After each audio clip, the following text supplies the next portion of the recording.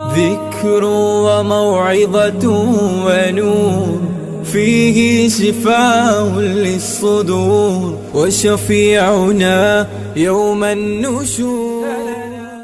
بسم اللہ الرحمن الرحیم نحمده ونصلی علی رسولہ الکریم اما بعد فاعوذ باللہ من الشیطان الرجیم بسم اللہ الرحمن الرحیم.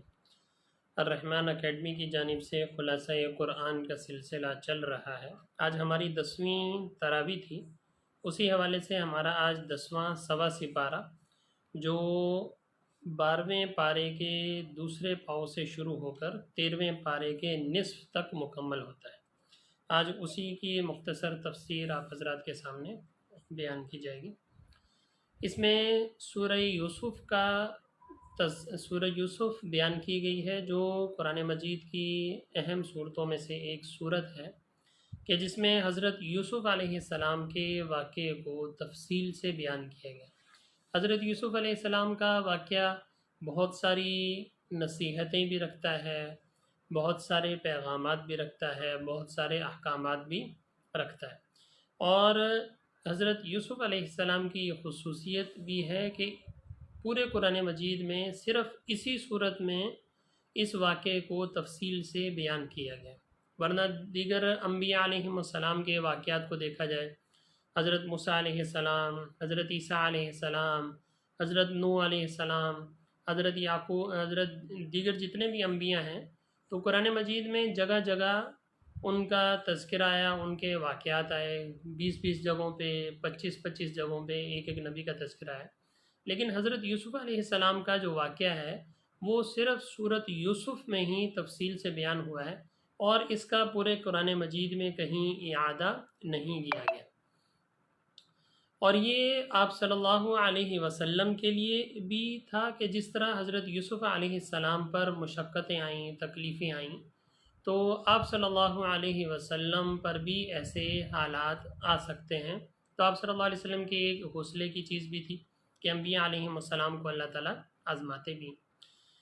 تو اس صورت میں سورہ یوسف میں تفصیل سے اس کا تذکرہ ہے. حضرت یوسف علیہ السلام اصل میں حضرت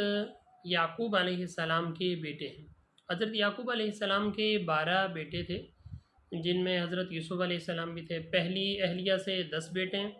اور اس کے بعد پھر انہی کی بہن، جب پہلی اہلیہ کا انتقال ہوا تو انہی کی بہن تھی، ان سے نکاح فرمایا. اس سے پہلے حضرت یوسف علیہ السلام پیدا ہوئے اور انہی کے ساتھ حضرت بنیامین پیدا ہوئے. تو حضرت یوسف علیہ السلام چونکہ چھوٹے تھے، باقی 10 بھائی ان سے بڑے تھے اور ان میں بچپن سے ہی ایسی صفات تھیں کہ جس کی وجہ سے والد کے ساتھ بہت اٹیچ تھے، والد کو بڑی ان سے محبت تھی کیونکہ وہ خود بھی نبی تھے اور شاید حضرت یوسف علیہ السلام میں بھی بچپن سے پیغمبرانہ صفات دیکھی تھیں، تو اس وجہ سے ان سے بڑی محبت کیا کرتے تھے. باقی بھائیوں کو اب ان سے حسد ہونے لگا. حسد ایک بڑی عجیب بیماری ہے کہ یہ بھائیوں کو بھی آپس میں کیا کر دیتی ہے، دشمن بنا دیتی. جب بھائیوں نے سب نے دیکھا کہ ہم سارے بڑے ہیں، ہم کماتے بھی ہیں، ساری چیزیں ہیں، لیکن اس کے باوجود ہمارے والد کی محبت ہمارے ساتھ اتنی نہیں ہے جس طرح کے حضرت یوسف علیہ السلام سے، تو انہوں نے حضرت یوسف علیہ السلام سے یعنی تذکرہ کیا کہ ہم حضرت یعقوب علیہ السلام سے تذکرہ کیا کہ ہم یوسف علیہ السلام کو اپنے ساتھ لے کے جانا چاہتے ہیں کہ یہ بھی ہمارے ساتھ گھومنے پھرنے جائے. تو والد نے پہلے تو منع کیا کیونکہ والد نے شاید روایت میں آتا ہے کہ خواب بھی دیکھا تھا کہ حضرت یوسف علیہ السلام ایک جگہ وادی میں گھرے اور وہاں 10 بھیڑیوں نے کیا کیا، ان پہ حملہ کیا، لیکن ایک بھیڑیے نے ان کو کیا کر دیا، بچا دیا، کیونکہ کنعان میں بھیڑیے وغیرہ زیادہ ہوتے تھے. تو اس وجہ سے حضرت یوسف علیہ السلام کو تھوڑا بھیڑیوں سے بھی خدشہ تھا اور دوسرا اس خواب کی شاید تعبیر بھی نبی تھے، سمجھ سکتے تھے کہ شاید ان سے مراد یہ 10 بھائی ہیں جو ان سے کیا کرتے ہیں، حسد کرتے ہیں. لیکن جب یوسف علیہ السلام تھوڑے چلنے پھرنے لگے تو دوبارہ انہوں نے کیا کیا، تذکرہ کیا بھائیوں نے کہ ہم لے جانا چاہتے ہیں اور زبردستی کی. تو حضرت یعقوب علیہ السلام نے نہ چاہتے ہوئے بھی کیا کر دی، اجازت دے دی، لیکن کہا کہ مجھے خوف ہے کہ ایسا نہ ہو کہ ان کو کوئی بھیڑیا کھا جائے اور تم لوگ اس سے کیا ہو، غافل ہو. تو انہوں نے کہا بھی ہم 10 لوگ ہیں، جوان ہیں، کوئی بھیڑیا کیسے ان کو کیا کر سکتا ہے، کھا سکتا ہے. تو لہٰذا یہ یوسف علیہ السلام کو اپنے ساتھ یہ بھائی لے گئے جنگل کی طرف اور وہاں جا کے انہوں نے منصوبہ پہلے بنایا تھا کہ ہم یوسف علیہ السلام کو کیا کر دیں گے، قتل کر دیں تاکہ ہمارے والد کی توجہ ہماری طرف زیادہ ہو جائے. لیکن وہاں جو ان کے بڑے بھائی تھے تو ان کو تھوڑا رحم آیا، انہوں نے کہا قتل نہ کرو، ایسا کرتے ہیں ان کو کسی کنویں میں یا ایسی جگہ پہ ڈال دیتے ہیں، اور یہاں سے قافلے گزرتے رہتے ہیں، تو کوئی تجارتی قافلہ آئے گا تو وہ ان کو اٹھا کے اپنے ساتھ لے جائے گا، تو ہمارا مقصد بھی پورا ہو جائے گا، اور بھائی کو قتل کرنے کی جو ایک گناہ ہے وہ بھی ہمارے اوپر نہیں آئے۔ تو یہ اپنے ساتھ یوسف علیہ السلام کو لے گئے، اور وہاں لے جا کے انہوں نے اپنے منصوبے کے مطابق ان کو کنویں میں ڈال دیا، اور وہاں سے ان کی قمیض جو تھی اس پہ خون وغیرہ لگا کے واپس اپنے والد صاحب کے پاس روتے ہوئے آئے، اور آ کے عرض کی کہ ان کو کیا کر لیا، بھیڑیے نے کھا لیا۔ والد صاحب سمجھ تو گئے تھے، نبی بھی تھے، اور دوسرا انہوں نے دیکھا کہ قمیض جو ہے بالکل صحیح سلامت ہے اور اس پہ صرف خون لگا ہوا ہے، تو انہوں نے اس ٹائم بھی کہا کہ بھیڑیے بھی کیسے سمجھدار تھے کہ میرے بچے کو تو کھا گئے لیکن اس کی قمیض کو انہوں نے بالکل بھی نہیں چھوا، لیکن یہ کہ میں اللہ تعالیٰ کی طرف سے کیا کروں گا، صبر کروں گا۔ اسی دوران وہاں اگلے دن ایک قافلہ آیا جو مصر کی طرف جا رہا تھا، اور انہوں نے اچانک پانی بھرنے کے غرض سے جب کنویں میں دیکھا تو ایک بڑا خوبصورت بچہ ان کو نظر آیا، تو انہوں نے وہاں سے اس کو نکالا اور بڑے خوش ہوئے کہ ہمیں غلام مل گیا۔ پھر تفصیلی واقعات ہیں کہ کس نے بیچا، کس طرح ہوا، لیکن یہ کہ جب حضرت یوسف علیہ السلام مصر پہنچ گئے تو وہاں ان کو بازار میں کیا کیا گیا، بیچا گیا، اور ان کی بولی لگائی گئی۔ اب اتنے خوبصورت تھے کہ اللہ تعالیٰ نے پوری دنیا کا حسن جو ہے حضرت یوسف علیہ السلام میں رکھا تھا، دنیا کے حسین ترین انسان، کہ جن کے آگے واقعات ابھی آئیں گے، حضرت زلیخا کے ساتھ کیا واقعہ پیش آیا، ساری سے چیزیں۔ تو مصر میں جب اتنے خوبصورت نوجوان کو، غلام کو جب وہاں بازار میں لایا گیا تو سب ان کے خریدار تھے کہ ہم ان کو کیا کریں، خریدیں، لیکن اتنی بولی لگی کہ آخر میں جنہوں نے خریدا وہ عزیز مصر تھے، یعنی مصر کے گورنر تھے اور وزیر خزانہ تھے، تو انہوں نے ان کو خریدا، اور روایت میں آتا ہے کہ ایک طرف حضرت یوسف علیہ السلام کو بٹھایا گیا اور دوسری طرف ان کے وزن کے برابر سونا رکھا گیا، تو جتنا ان کا وزن تھا اتنے سونے کے عوض میں عزیز مصر نے ان کو کیا کیا، خریدا، تو یہ سعادت ان کے حصے میں آئی۔ تو ان کو لے کے اپنے گھر گئے، اور اپنی بیوی جو تھی زلیخا جس کا نام تھا، اس سے کہا بھئی یہ بہت عظیم مجھے لگتے ہیں، لہذا ان کی اچھی خاطر تواضع کرنا، ان کا خیال رکھنا۔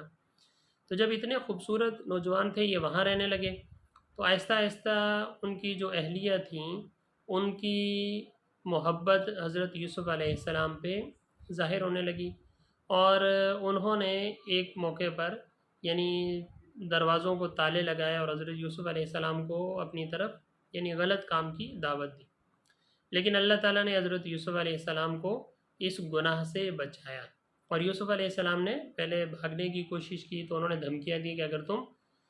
یہ کام نہیں کرو گے تو میں تمہیں رسوا کر دوں گی، لیکن حضرت یوسف علیہ السلام دروازے کی طرف کیا ہوئے، بھاگیں، اور مختلف روایات آتی ہیں کہ کتنے دروازے تھے، کسی نے کہا 7، اور سب پہ تالے پڑے ہوئے تھے، تو جیسے یوسف علیہ السلام وہاں سے بھاگیں اور اللہ سے مدد مانگی ہے تو دروازے ایک کے بعد ایک تالے کھلتے گئے، اور یہاں تک کہ آپ گھر سے باہر نکلے، جیسے ہی باہر نکلے پیچھے زلیخا بھی تھی، اور اسی دوران آگے عزیز مصر جن کے گھر میں رہتے تھے وہ سامنے آئے، تو اسی دوران زلیخا نے فوراً کیا کر دیا، الزام لگا دیا کہ اس نے میرے ساتھ کیا کی ہے، غلط حرکت کرنے کی کوشش کی ہے۔ تو حضرت یوسف علیہ السلام نے صفائی دی کہ میں نے ایسی کوئی کوشش نہیں کی، بلکہ انہوں نے مجھے اس طرف مائل کرنے کی کیا کی ہے، کوشش کی۔ پھر اس کے بعد جب یہ فیصلہ آگے گیا لوگوں کے پاس تو انہوں نے کہا بھئی ان کی قمیض کو دیکھا جائے کہ اگر قمیض پیچھے سے پھٹی ہوئی ہے تو اس کا مطلب عورت کا قصور ہے، اور اگر آگے سے پھٹی ہوئی ہے تو مرد کا قصور ہے۔ تو ساری گواہیاں جو تھیں وہ حضرت یوسف علیہ السلام کے حق میں گئیں، لیکن جب دونوں طرف یہ چیزیں سامنے آئیں تو پھر اس نے دھمکی دی اپنے شوہر کو کہ اس کو یا تو جیل میں بند کرو، نہیں تو یہ پھر یعنی ٹھیک ہے، یہ جو بھی آپ کہہ لیں کہ اس طرح کے الزامات جب لگائے تو پھر آخر کار حضرت یوسف علیہ السلام نے خود ہی جیل میں جانے کو کیا کیا، پسند فرمایا۔ اور بیچ میں ان عورتوں کا بھی تذکرہ ہے، جب عورتوں کو یہ باتیں پتہ چلیں کہ اس طرح زلیخا نے حرکت کی ہے تو وہ آ کے طعنے دینے لگیں، تو اس نے کہا کہ میں تمہیں ذرا دکھاؤں۔ اس نے ان عورتوں کے ہاتھوں میں چھریاں دیں کہ یہ پھل ہیں، ان کو تم کاٹو، اور اسی دوران حضرت یوسف علیہ السلام کو کسی بہانے سے کہا کہ یہاں سے آؤ یا یہاں سے گزرو۔ تو جیسے یوسف علیہ السلام وہاں سے گزرے تو اللہ نے ایسا حسن دیا تھا ان کو کہ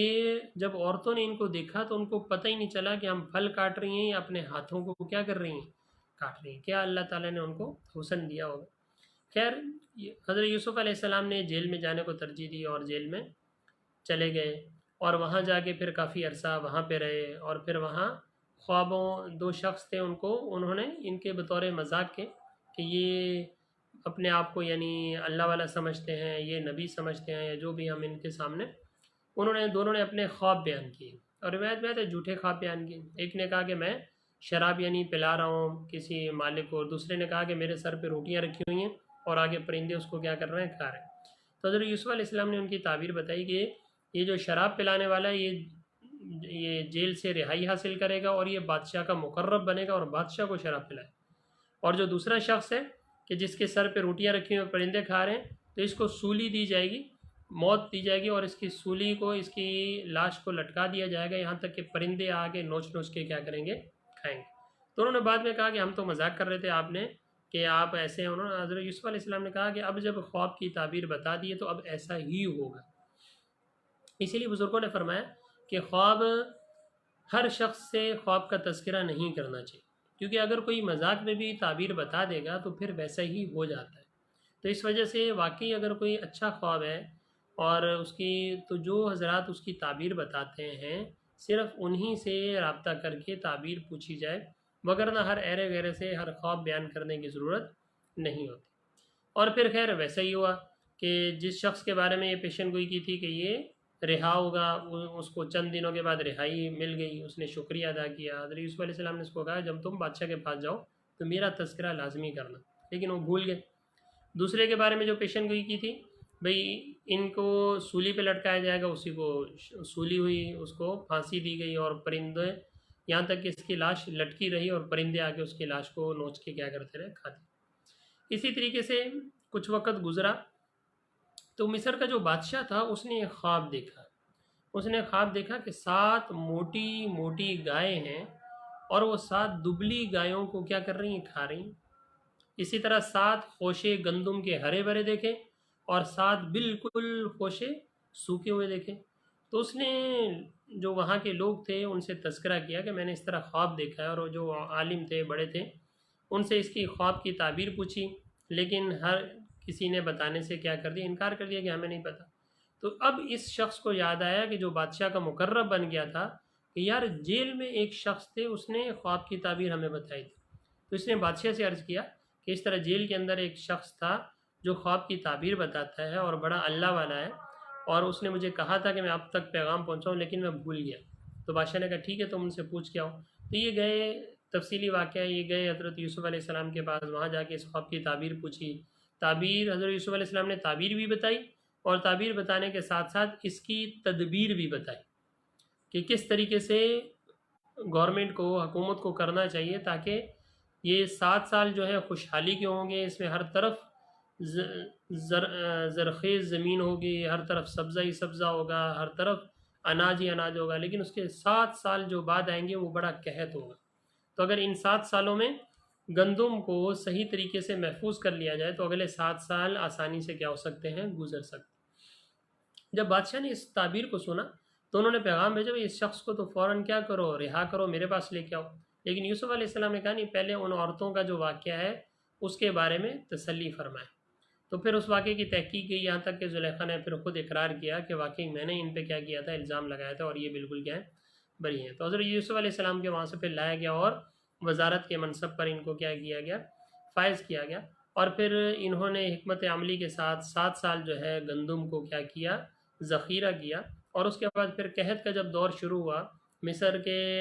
اندر بھی اور باقی سارے ادھر ادھر پوری دنیا میں بھی، تو ان کے جو بھائی تھے وہ سنا کرتے تھے کہ مصر میں ایک بادشاہ ہے، وہ بڑا سخی ہے، وہ لوگوں کو گندم دیتا ہے پورے سال کی، تو لہٰذا قحط ہے تو ہم کیا کرتے ہیں، وہاں جاتے ہیں۔ تو یہ 10 بھائی جو ان کے بنیامین کے علاوہ یہ جو بھائی تھے یہ سارے آئے اور مصر میں آئے۔ جب آئے تو حضرت یوسف علیہ السلام نے ان کو پہچانا، اور ان کو، لیکن انہوں نے یوسف علیہ السلام کو نہیں پہچانا، تو انہوں نے ان 10 بھائیوں کو گندم وغیرہ دی اور ان سے حال احوال پوچھا اپنے علاقے کا۔ تو انہوں نے فرمایا ہمارے والد بوڑھے ہیں، ہمارے ایک بھائی تھے، صحیح اس کو بھیڑیا کھا گیا، یا جو بھی اس طرح کی باتیں ہوئیں، تو لہٰذا اس وجہ سے وہ بڑے غمگین رہتے ہیں، اور ان کا ایک بھائی بھی ہے بنیامین۔ تو یوسف علیہ السلام نے کہا تم اس کو کیوں نہیں لے کے آئے، اس کو لاتے، اس کا بھی غلہ دیتے ہم، تو اگلے سال جب آؤ اس کو بھی لے کے آنا۔ تو یہ خیر بھائی واپس چلے گئے اور جا کے حضرت یعقوب علیہ السلام سے عرض کیا کہ بھئی اس طرح کا وہاں پہ بادشاہ ہے، ان کا اگر بنیامین کو ہمارے ساتھ بھیجیں گے تو ہم ان کا غلہ بھی لے کے آئیں گے۔ تو والد نے پہلے تو منع کیا کہ ایسا نہ ہو تم اس کے ساتھ بھی وہی کرو جو یوسف علیہ السلام کے ساتھ ہو، تو انہوں نے کہا نہیں ایسی بات نہیں۔ خیر اگلے سال یہ بنیامین کو بھی لے کے گئے، تو حضرت یوسف علیہ السلام نے اپنا ایک قیمتی پیالہ بنیامین کے گندم میں کیا کر دیا، رکھ دیا۔ جب یہ وہاں سے نکلے واپس تو ایک خبر مشہور ہوئی کہ بادشاہ کا پیالہ چوری ہو گیا، اور جب دیکھا گیا تو وہ حضرت بنیامین کے پاس نکلا، تو ان بھائیوں نے کہا اس کا بھائی بھی ایسے ہی تھا، یہ بھی ایسے ہی ہے، اس کا بھائی بھی ایسے ہی تھا، لہٰذا لیکن اس کے والد جو ہیں وہ بڑے رو رو کے حضرت یوسف علیہ السلام کی یاد میں ہی ان کی بینائی چلی گئی، تو لہٰذا آپ ایسا کریں کہ اس کو چھوڑ دیں، ہم میں سے کسی کو اپنی جگہ رکھ دیں۔ حضرت یوسف علیہ السلام نے کہا میں ایسا ظالم کیسے ہو سکتا ہوں کہ چوری اس نے کی اور میں کسی اور کو اپنے پاس رکھوں۔ خیر انہوں نے بنیامین کو اپنے پاس رکھ لیا۔ باقی بھائی جب واپس گئے یوسف علیہ السلام کو یعقوب علیہ السلام کو بتایا تو انہوں نے کہا نہیں تم جو ہے غلط بیانی کر رہے ہو، ایسا نہیں ہے، اور جاؤ حضرت یوسف علیہ السلام کو اور دونوں کو ڈھونڈ کے لاؤ، میں ان کی مجھے یوں لگ رہا ہے کہ یوسف علیہ السلام بھی موجود ہیں اور بنیامین بھی، اس کو بھی واپس لے کے۔ خیر یہ بادشاہ کے پاس دوبارہ گئے، پھر بادشاہ کے پاس جب گئے یوسف علیہ السلام نے پھر اپنا تعارف کروایا کہ تم میرے بھائی ہو سارے، تم لوگوں نے ایسے کام کیا تھا۔ انہوں نے پھر توبہ کی، پھر یوسف علیہ السلام نے اپنا کرتا دیا کہ جا کے والد کی آنکھوں پہ رکھیں تو ان کی بینائی کیا ہو جائے گی، واپس آ جائے گی، اور والد کو والدہ کو لے کے یہاں پہ تم لوگ مصر میں آ جاؤ۔ تو جب یہ جہاں سے روانہ ہوئے تو قرآن مجید میں آتا ہے کہ والد نے کہا کہ مجھے یوسف کی خوشبو محسوس ہو رہی ہے، مجھے یوں لگ رہا ہے کہ یوسف علیہ السلام آ رہے ہیں۔ تو جب یہ کرتا لے کے آیا اور انہوں نے ان کی آنکھوں پہ کرتا ڈالا تو اللہ نے حضرت یعقوب علیہ السلام کی بینائی واپس لوٹا دی۔ تو پھر انہوں نے سارا واقعہ بیان فرمایا، پھر یہ سارے حضرت یوسف علیہ السلام کے پاس وہاں مصر کی طرف روانہ ہوئے اور پھر وہیں جا کے یہ سارے آباد ہوئے۔ تو چونکہ حضرت یعقوب علیہ السلام کے 12 بیٹے تھے، پھر ان 12 بیٹوں کی شادیاں ہوئیں، پھر ان 12 بیٹوں کو الگ الگ جگہ کی طرف کیا کیا، یہ روانہ ہوئے، اور جہاں پہ یہ لوگ گئے ہیں وہاں جا کے ان کا خاندان بسنے لگے۔ تو حضرت یعقوب علیہ السلام کا لقب اسرائیل تھا، اسی وجہ سے یہ 12 بھائی تھے، 12 بھائی 12 جگہوں پہ گئے اور وہاں 12 قبیلے آباد ہوئے، تو 12 الگ الگ قومیں آباد ہوئیں، اسی وجہ سے ان کو بنی اسرائیل بھی کہا جاتا ہے، اور بنی اسرائیل کا یہیں سے کیا ہوا ہے، قیام وجود میں آیا۔ تو یہ یوسف علیہ السلام کا ایک تو واقعہ اس آیت میں بیان فرمایا جس میں بہت ساری باتیں کیا ہیں سیکھنے کی، وہ آپ تفاسیر میں پڑھیں گے تو ایک ایک چیز آپ کو سمجھ میں آئے گی کہ دیکھیں جب اللہ تعالیٰ نے فرمایا تنہائی میں مرد اور عورت کو غیر اجنبی جو ہیں ان کو نہیں جانا چاہیے، وگرنہ شیطان وسوسوں میں کیا کر دیتا ہے، مبتلا کر دیتا ہے، اور دوسرا اس طرف یہ بھی اشارہ ملا کہ اگر کوئی ایسا موقع آ جائے کہ جہاں گناہ ہی گناہ ہو تو انسان کو 2 کام کرنے چاہیے، ایک تو یہ کہ اللہ تعالیٰ سے مدد مانگنی چاہیے، اور جتنا اپنے اختیار میں ہے اتنا انسان کو بچنے کی کوشش کرنی چاہیے، اور تو پھر اللہ تعالیٰ کیا کر لے گا، بچا لے گا۔ ایک تو یہ کہ جتنا انسان کے بس میں اتنا اپنے آپ کو بچائے، اور اس کے بعد اللہ تعالیٰ سے دعا جب کرے گا تو اللہ تعالیٰ اس کو گناہ سے کیا کر لیں گے، بچا لیں گے۔ یہ تو یوسف علیہ السلام کے بس میں اتنا تھا کہ وہ دروازے تک کیا کر سکتے تھے، جا سکتے تھے، حالانکہ پتہ ہے دروازے کو تالا لگا ہوا ہے، چابی نہیں ہے، میں نہیں کھول سکتا، لیکن اتنا تو اختیار میں تھا نا کہ دروازے تک پہنچ سکتے۔ تو جہاں تک اپنی کوشش تھی وہاں تک اپنی کوشش کی، اور اس کے بعد پھر اللہ تعالیٰ سے دعا مانگی کہ یا اللہ مجھے اس گناہ سے کیا کر لے، بچا لے۔ جو اپنا کام پورا کرنے کے بعد یوسف علیہ السلام نے اللہ تعالیٰ کی طرف رجوع کیا تو اللہ تعالیٰ نے ان کو گناہ سے بچایا، اور وہ دروازے کھلتے چلے گئے، اور یوسف علیہ السلام وہاں سے عفت و پاک دامنی کے ساتھ کیا ہو گئے، باہر